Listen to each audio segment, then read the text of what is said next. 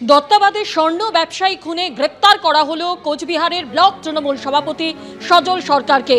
এই ঘটনার সঙ্গে সরাসরি ওই ব্যক্তি জড়িত আদালতে এমনই জানালো পুলিশ। তাকে 10 দিনের পুলিশ হেফাজতের নির্দেশ দিয়েছে আদালত। স্বর্ণ ব্যবসায়ীকে মারধরের দিন ভিডিওর গাড়ির চালক রাজু ঢালি মোবাইলে ভিডিও তুলছিলেন। আদালতে দাবি সরকার পক্ষের আইনজীবী। সেই ফোন বাজেয়াপ্ত করেছে পুলিশ। সেই ফুটেজে কোচবিহারের তৃণমূল নেতার ছবি দেখা গেছে। তৃণমূল নেতার মোবাইল টাওয়ার লোকেশনেও দেখাচ্ছে নিউ টাউন। আদালতে দাবি সরকার পক্ষের আইনজীবীর।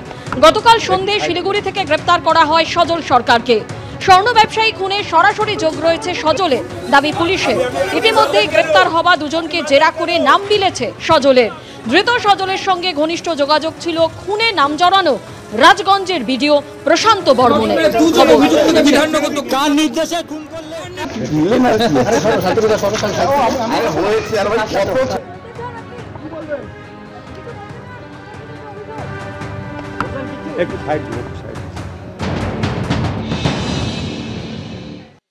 দত্তাবাদে স্বর্ণ ব্যবসায়ী খুনের ঘটনায় কোচবিহারের দাপুটে তৃণমূল নেতা সজল সরকারকে গ্রেফতার করলো বিধাননগর কমিশনারেট। গতকাল সন্ধ্যাবেলা শিলিগুড়ি থেকে তাকে গ্রেফতার করা হয়। আজকে দুপুরে তাকে বিধাননগর আদালতে তোলা হয়। সরকার পক্ষের আইনজীবী তিনি পরিষ্কারভাবে দাবি করেন যে এই খুনের ঘটনায় ইতিমধ্যেই গ্রেফতার হওয়া রাজু ঢালি, যিনি ভিডিওর গাড়ির চালক, তার মোবাইল ফোন বিধাননগর কমিশনারেটের গোয়েন্দারা সিজ করেছেন এবং সেই মোবাইল ফোনে নির্যাতনের ভিডিও পাওয়া গেছে। অর্থাৎ স্বর্ণ ব্যবসায়ীকে মারধর করার সময় ভিডিও তুলেছিলেন রাজু ঢালি। সেই ভিডিও পুলিশ আধিকারিকরা উদ্ধার করেছেন এবং সেই ভিডিওতে দেখতে পাওয়া যাচ্ছে কোচবিহারের দাপুটে তৃণমূল নেতা সজল সরকার তিনি কিন্তু প্লেস অফ অকারেন্স বা ঘটনাস্থলে উপস্থিত রয়েছেন। এর পাশাপাশি মোবাইলের টাওয়ার লোকেশন সেটাও কিন্তু সজল সরকারের ঘটনার সময় উত্তরবঙ্গে দেখাচ্ছে না, তিনি দক্ষিণবঙ্গের নিউ টাউনে ছিলেন। এই সমস্ত তথ্য প্রমাণ তার এগেনস্টে গেছে। পুলিশের তরফ থেকে আরো যেটা দাবি করা হয় যে খুনের পর যে গাড়িতে করে দেহ ডিসপোজ করা হয়েছিল, লোপাট করা হয়েছিল, সেই গাড়ি তারা উদ্ধার করতে চান, সিজ করতে চান।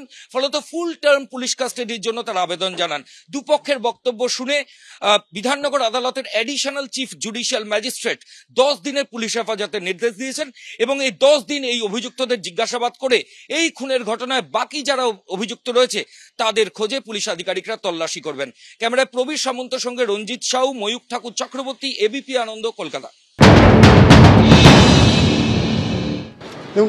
পুলিশের মতন তো ইনভেস্টিগেশন করছেই। এখন এই যে ভিডিওর কথা বলছে সেটা আমরাও দেখিনি এখনো অবধি, তাই জন্য আমরাও শিওর এটা বলতে পারবো না। আজকে পুলিশ বলছে তদন্ত করে ওই একটা নাকি ভিডিও ওনাদের কাছে এসছে, বাট স্পেসিফিক্যালি ওখানে বলেছে যে অ্যাজ পার যদি আমরা প্রসিকিউশনের অ্যালিগেশনই শুনে নিই সেখানে বলছে যে উনি ওখানে দাঁড়িয়েছিলেন। এটা কিন্তু বলছেন না যে উনিকে মারছেন বা কোনো কিছু। এবার সেই হিসাবে একটা ওনারা সাসপেক্ট করেছে, সেই জায়গাটাও আমরা কোর্টের কাছে বলেছি, কোর্ট তাই জন্য সেটা কনসিডার করে দিয়েছে। এবং আমরা এটাও বুঝিয়েছি কোর্টকে যে এনার কতটা কি পার্ট আছে বা আদৌ কোনো পার্ট আছে কিনা। যেখানে ইনভেস্টিগেশন চলছে তো সেখানে লার্নেড কোর্ট কনসিডার করে 14 দিনের জায়গায় 10 দিন পিছিয়ে অ্যালাউ করেছে। আর স্বর্ণ ব্যবসায়ী খুনে কোচবিহারের তৃণমূলের ব্লক সভাপতি সজল সরকার গ্রেফতার হওয়ার পর তার বাবা দাবি করছেন যে গোটাটার পিছনে চক্রান্ত রয়েছে, ফাঁসানো হয়েছে তার ছেলেকে।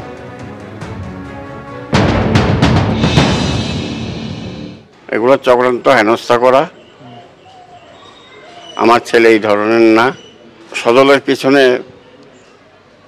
এই 2 নং ব্লকের আমার যেটা ধারণা 75% লোক আছে, 75% লোক আছে। এইটা কিছু আমার মনে হয় এটা চক্রান্ত চলছে ওকে সরায় দেওয়ার জন্য, রাজনৈতিকভাবে যার বিরোধিতা। হ্যাঁ, এটা আমার মনে হচ্ছে সরায় দেওয়ার জন্য, কারণ ওকে কিছু লোক একটা অংশ আছে ওকে দেখতে পারে না। অন্যদিকে মৃত স্বর্ণ ব্যবসায়ী স্ত্রী তিনি দাবি করছেন ভিডিওকেও গ্রেপ্তার করা হোক।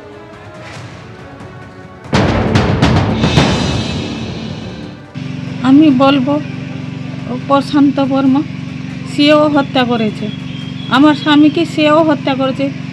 গণেশ পূজার 2 দিন পর আমার বাড়িতে এসে সেও ধমকা চমকা করে, এখান থেকে আমার গ্রামে এসে বহুত ধমকা চমকা করে মেরে দেবে ফেলেছে, ধমকে ছিলে সে।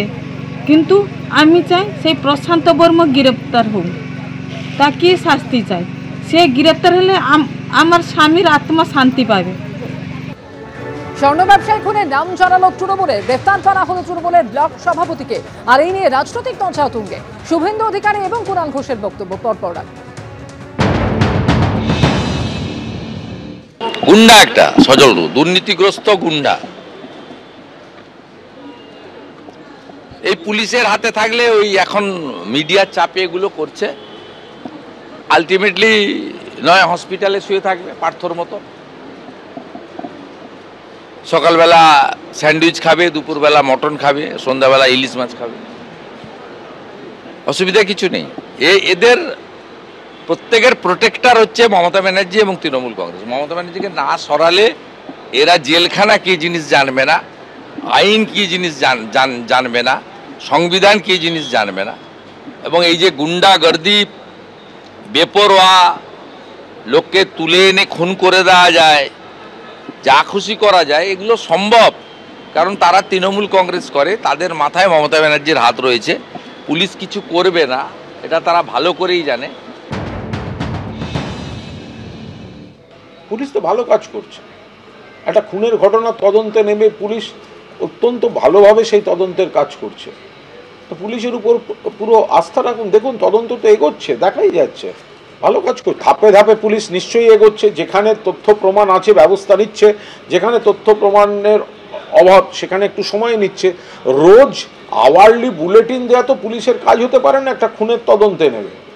যে বিরোধীরা, আমি খুন যখন তো পরের কথা, ওরা বিজেপি রাজ্যগুলোতে একের পর এক খুনিরা বাইরে ঘুরে বেড়ায়। বিলকিসের পরিবারের খুনি আর গণধর্ষণ যারা করেছিল তাদের জেল গেট খুলে বিজেপি বার করে দেয়, সুপ্রিম কোর্টকে আবার ফিরিয়ে আনতে হয়। আর যারা সোনার মেয়ে কুস্তিগিরদের শ্লীলতাহানি করা এমপিকে নিয়ে প্রধানমন্ত্রী, স্বরাষ্ট্রমন্ত্রী পার্লামেন্টে বসে থাকেন, সেই বিজেপির মুখ থেকে বড় বড় কথা শুনবো না। যে ভিডিওকে গ্রেপ্তার করার দাবি জানিয়েছেন মৃত স্বর্ণ ব্যবসায়ী স্ত্রী, সেই ভিডিও অর্থাৎ প্রশান্ত বর্মন গত 7 তারিখ কি বলেছিলেন শোনাবো।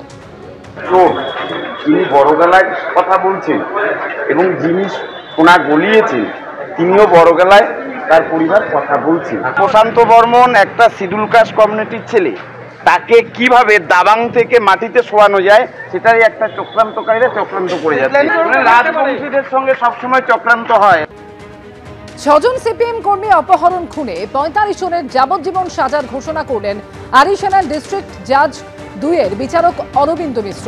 1993 সালের 7ই মে বেলপাহাড়ির হিজলার জঙ্গলে 6 জন সিপিএম কর্মীকে অপহরণ করে খুনের অভিযোগ ওঠে।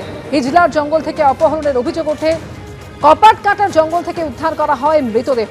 1993 সালের 8ই মে 103 জনের বিরুদ্ধে অভিযোগ দায়ের হয়। 45 জনের যাবজ্জীবন সাজার ঘোষণা। মারা গেছেন 39 জন, অধরা 19 জন। রায়ের বিরুদ্ধে উচ্চ আদালতে যাওয়ার ভাবনা অভিযুক্তদের পরিবারের।